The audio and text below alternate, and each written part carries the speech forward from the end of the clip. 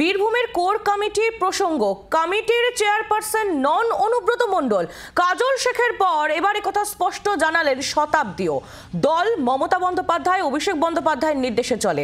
Anubrata chairperson হলে দল সে কথা জানাবে, স্পষ্ট জানালেন শতাব্দী রায়। কি বলেছেন শতাব্দী রায় শোনাবো আপনাদের।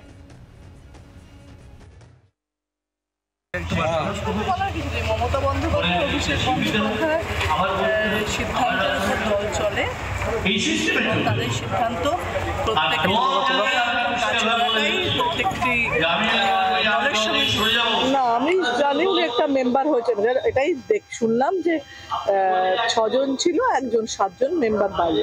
চেয়ারপারসন বলে আমার কাছে কোনো খবর নেই, বা এটা তো নিশ্চয়ই তাহলে যেটাই হোক সেটা তো অ্যানাউন্স করবে, বা দল একটা চিঠি বা দলের তরফ থেকে একটা, বা কোর কমিটির তরফ থেকে নিশ্চয়ই কোনো একটা প্রেস মিট বা কিছু একটা যাবে। দল করতে গেলে যাই দ্বন্দ্ব থাক না কেন ভেতরে বাইরে, সেটা আলটিমেটলি দলের স্বার্থে সবার সম্পর্কই ভালো হয়। দলের স্বার্থে, দলের ভোট, দলের জন্য কাজ সবাই করে, তো ওরাও তাই করবে। শতাব্দী রায়ের বক্তব্য আমরা শুনছিলাম। কথা বলবো প্রসেনজিৎ মালাকার, আমাদের প্রতিনিধি রয়েছেন আমাদের সঙ্গে টেলিফোন লাইনে। প্রসেনজিৎ, বীরভূমের তৃণমূলের কোর কমিটির প্রসঙ্গ, অর্থাৎ এই কমিটির ভবিষ্যৎ, এই কমিটির কাজ, এই নিয়ে একাধিক প্রশ্ন জলঘোলার আগেও হয়েছে, আর এবার কমিটির চেয়ারপারসন অনুব্রত মণ্ডল তিনি নন, সে কথা শতাব্দী রায় একেবারে স্পষ্ট জানালেন। দেখো, একেবারেই তাই। প্রথমেই তোমাকে বলি, গতকালকে যখন কোর কমিটির বৈঠক হয়, তারপরে আমরা দেখতে পাই অনুব্রত মণ্ডল অনুগামীরা যারা রয়েছেন তারা সোশ্যাল মাধ্যম থেকে শুরু করে বিভিন্ন ক্ষেত্রে প্রচার করতে শুরু করেন, এবং বক্তব্যের সময় কোর কমিটির আহ্বায়ক বিকাশ রায়চৌধুরী তিনি বলেন যে চেয়ারম্যান অর্থাৎ কোর কমিটির যে চেয়ারপারসন সেই হিসাবে অনুব্রত মণ্ডলকে নেওয়া হলো। আর এরপরেই শুরু হয়ে যায় বিতর্ক, যদিও পরবর্তীতে এই ভুল শুধরে দেন বীরভূম জেলার সভাধিপতি এবং কোর কমিটির গুরুত্বপূর্ণ সদস্য কাজল শেখ। তিনি বক্তব্যে একদম স্পষ্ট সাংবাদিকদের সামনে জানিয়ে দেন যে শুধুমাত্র কোর কমিটির সদস্য হলেন অনুব্রত মণ্ডল, অর্থাৎ কোর কমিটির সদস্য 6 থেকে 7 হয়ে গেল। কিন্তু সোশ্যাল মাধ্যম থেকে বিভিন্ন জায়গায় অনুব্রত মণ্ডল অনুগামীদের একের পর এক প্রচার হতে শুরু করে যে চেয়ারপারসন করা হয়েছে কোর কমিটির অনুব্রত মণ্ডলকে, তিনি ক্যাপ্টেন, তিনি সমস্ত দল পরিচালনা করবেন, কোর কমিটি পরিচালনা করবেন।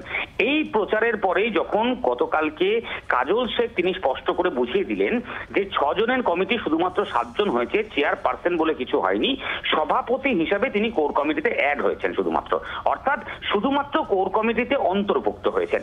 এই বিতর্ক যখন চলছে, বিভিন্ন ক্ষেত্রে বিতর্ক যখন বীরভূম জেলা রাজনীতিতে প্রকাশ্যে আসছে, তখনই কিন্তু আমরা দেখলাম কাজল শেখের এই বক্তব্যকে কার্যত সমর্থন করলেন বীরভূমের সাংসদ শতাব্দী রায়। তিনিও বললেন যে তিনি যেটুকু জানেন তাতে অনুব্রত মণ্ডলকে শুধুমাত্র কোর কমিটিতে অ্যাড করা হয়েছে, এবং সেই কোর কমিটি 6 থেকে বেড়ে 7 জন হলো। এক্ষেত্রে দাঁড়িয়ে চেয়ারপারসন করা হয়েছে এমন কোনো বিষয় নেই, এবং তার পাশাপাশি তিনি এটাও বলেন যে চেয়ারপারসন যদি করা হয় তাহলে দল বা কোর কমিটি যারা রয়েছেন তারা নিশ্চয়ই কিছু লিখিতভাবে জানাবেন। অর্থাৎ তুমি বুঝতেই পারছো যে এক কথায় বলা যেতে পারে অনুব্রত মণ্ডলকে কেন্দ্র করে বিতর্কের অবসান কিন্তু কার্যত ঘটছে না। গতকালকেও যখন অনেকে ভেবেছিলেন যে কাজল শেখ অনুব্রত মণ্ডল বা কোর কমিটি ভার্সেস অনুব্রত মণ্ডলের দূরত্ব কমে গেছে, গতকালকের বৈঠকের পর সকলে একসাথে চলবেন, সমন্বয় গঠন হয়েছে, তখনই দাঁড়িয়ে যখনই অনুব্রত মণ্ডল অনুগামীরা চেয়ারপারসন তাকে করা হয়েছে বলে বিতর্ক শুরু করেন, এবং কার্যত বলা যায় সোশ্যাল মিডিয়ার বিভিন্ন প্রান্তে হোয়াটসঅ্যাপ থেকে শুরু করে ফেসবুকে অনুব্রত পন্থীরা প্রচার করতে শুরু করেন যে ক্যাপ্টেন অনুব্রত মণ্ডল বীরভূম জেলা পরিচালনা করবেন তিনি।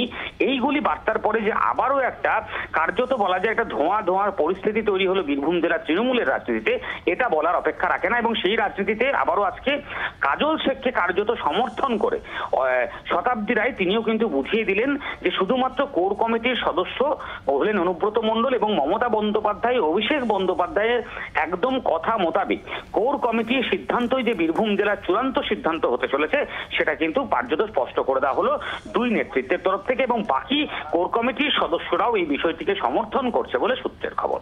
প্রসেনজিৎ, ধন্যবাদ। নজর রাখো। প্রসেনজিৎ মালাকার আমাদের প্রতিনিধি ছিলেন আমাদের সঙ্গে টেলিফোন লাইনে। গতকাল বীরভূমের জেলা সভাধিপতি কাজল শেখ তিনি কি বলেছিলেন এই প্রসঙ্গে শোনাবো। আমরা সবাই মিলে একসঙ্গে আলোচনা করেছি, এখানে কোনো ব্যক্তি বিশেষে কোনো ম্যাটার করে না। আমরা 7 জন বসেছিলাম, দলনেত্রী এবং আমাদের যুবরাজ অভিষেক বন্দ্যোপাধ্যায়ের নির্দেশে আলোচনা করেছি এবং কোর কমিটি কনভেনার আমাদের বিকাশ দা আমাদের সকলকে ডেকেছেন। আগামী দিনও যদি বীরভূম জেলা তৃণমূল কংগ্রেস সংগঠন আগামী দিনও যে মিটিংগুলো ডাকা হবে আহ্বায়ক হিসাবে বিকাশ দা আমাদের সকলকে ডাকবেন এবং আমরা সকলে এসে এভাবেই আলোচনা সাপেক্ষে কাজ করব। অনুব্রত মণ্ডল আমার অভিভাবক, আমার রাজনৈতিক গুরু, তার হাত ধরে আমার রাজনৈতিক জীবনের পথ চলা শুরু। একটু একবার নয়, বারবার আপনাদের মাধ্যমে বলেছি, আজকেও সে কথা বোলপুর দলীয় কার্যালয়ে বসে আমি বলে যাচ্ছি। বাংলার আওয়াজ, বাঙালির আবেগ, জি 24 ঘন্টা।